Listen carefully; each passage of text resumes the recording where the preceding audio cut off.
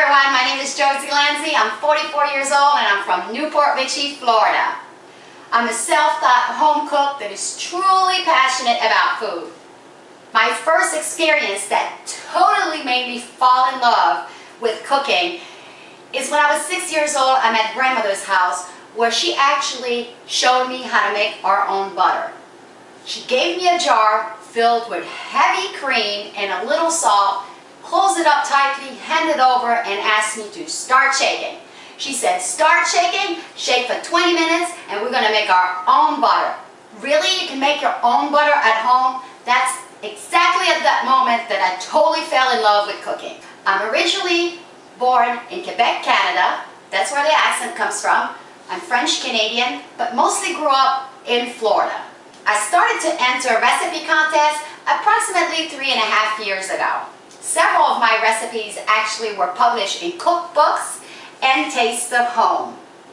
As a matter of fact, I will be highlighted in the holiday section of the Taste of Home magazine next month.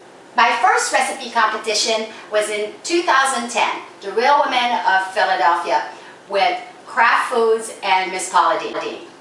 I actually became a finalist in their second season. I was top 16 of the finalists. I was flown to Savannah, Georgia, where we stayed 5 days, and I got to compete with 15 other fabulous home cooks. That was awesome. I also got to cook with Robert Irvine here in Clearwater for his first Dinner Impossible live show. My most recent winnings was the Country Crock Star. I was one of the top 3 winners, as their newest Country Crock star was flown to New York and got to film my wonderful Southwestern fish enchilada, which was the winning recipe with Carla Hall. That was awesome.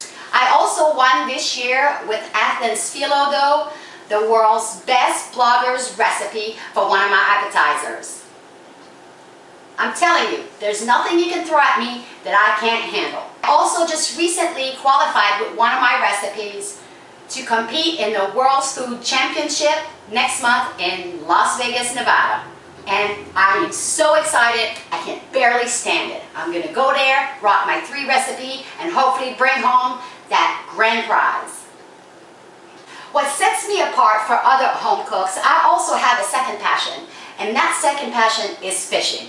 I literally go out, weather permits, on a weekly basis on the weekend and catch the fresh catch of the day. It can range anywhere from trout to grouper to cobia, Spanish mackerel, even sharks. I have no problem gutting, filleting, and even bleeding a shark. I actually demonstrate bleeding a shark on my YouTube channel. How many home cooks can say they actually can do that? Having said that, today I'm going to share with you one of my off-the-hook recipe with my fresh catch of the day. I tend to be very organized and a neat freak in the kitchen. It's also my favorite part of the day that I come home, get in the kitchen, and it relaxes me, and I am totally in my comfort zone.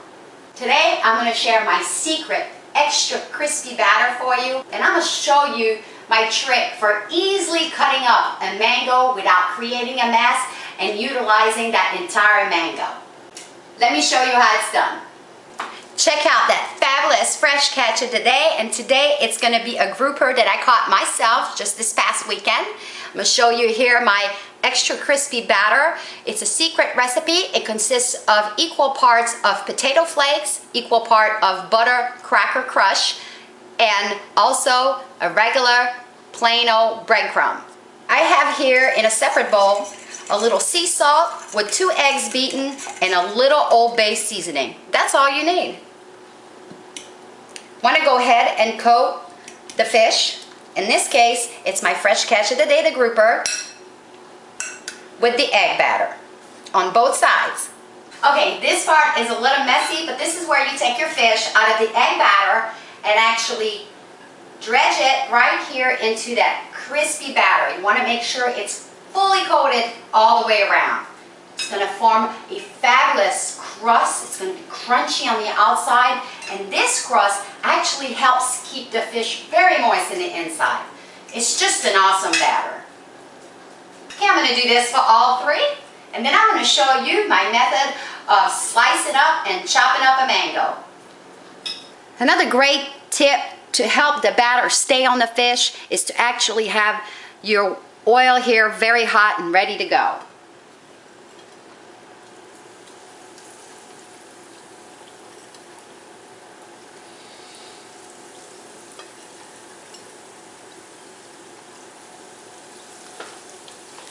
All right, we're gonna let that go approximately 4 minutes.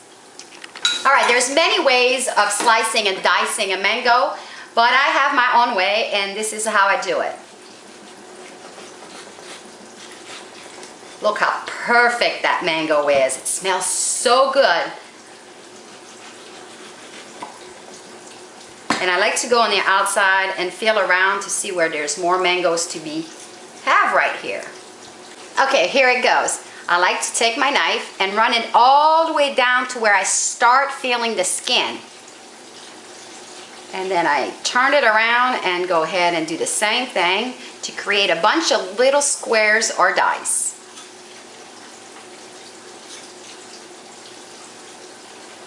This comes the part where it makes it super easy and keeps it quite neat.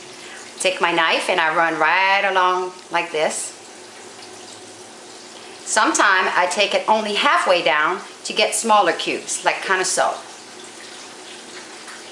And then again like this. See, not too much wasting here. Let's check on our fish. Our fish has been cooking for 4 minutes here, and an indication that it's time to turn it around is that you see that it's fully golden all the way around the edges, so it should be perfect. Wow, take a look at that. That's exactly what you're looking for. Beautiful. All right, we're gonna let this cook just a couple more minutes on the other side. All right, our fish is perfectly cooked. It's time to take it out, place it on a paper towel to let all the excess oil drain. Look at this fabulous crispy fish. It just wants to flake apart. All right, to my mango salsa, what I like to add is a little sweet red bell pepper to it. I want to go ahead and somewhat chop this pretty fine.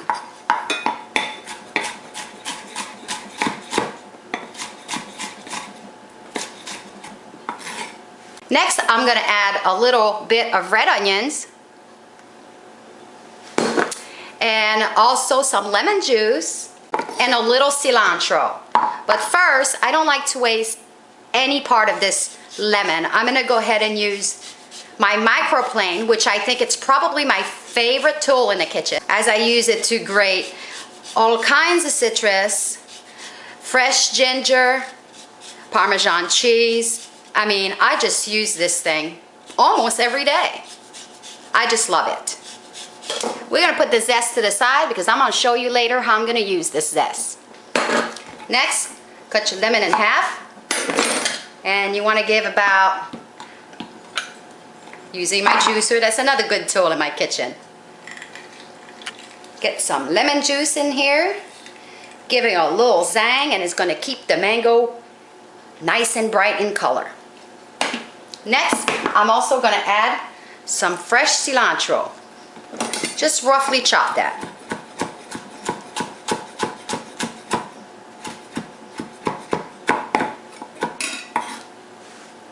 All right, next, a little sea salt and cracked black pepper. Now, sometimes when I have on hand some jalapeno pepper, I will take half a jalapeno pepper and chop it up really fine and add to this, but I didn't have it today.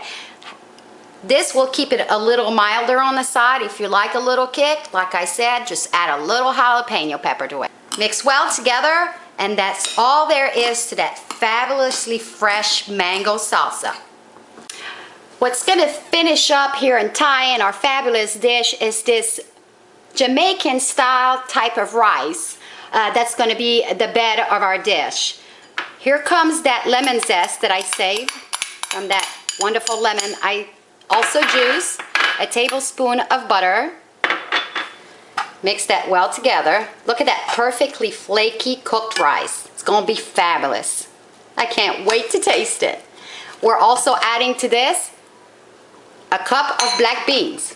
And that's it for our rice.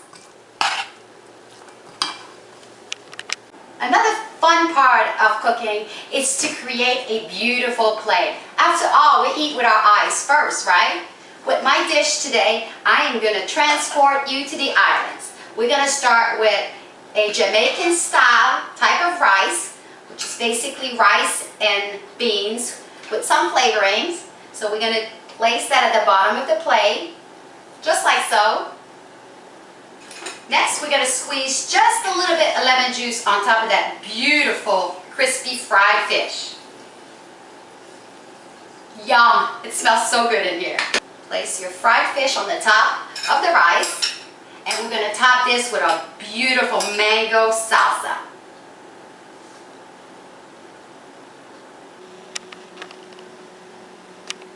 My dishes ranges anywhere from French dishes like a croquette de poisson, which is a fish croquette, to the most wonderful marinara meatballs, to a Greek baklava, to what I'm truly inspired these days with the fabulous fresh grown produce we have here in Florida and our fresh catch of the day.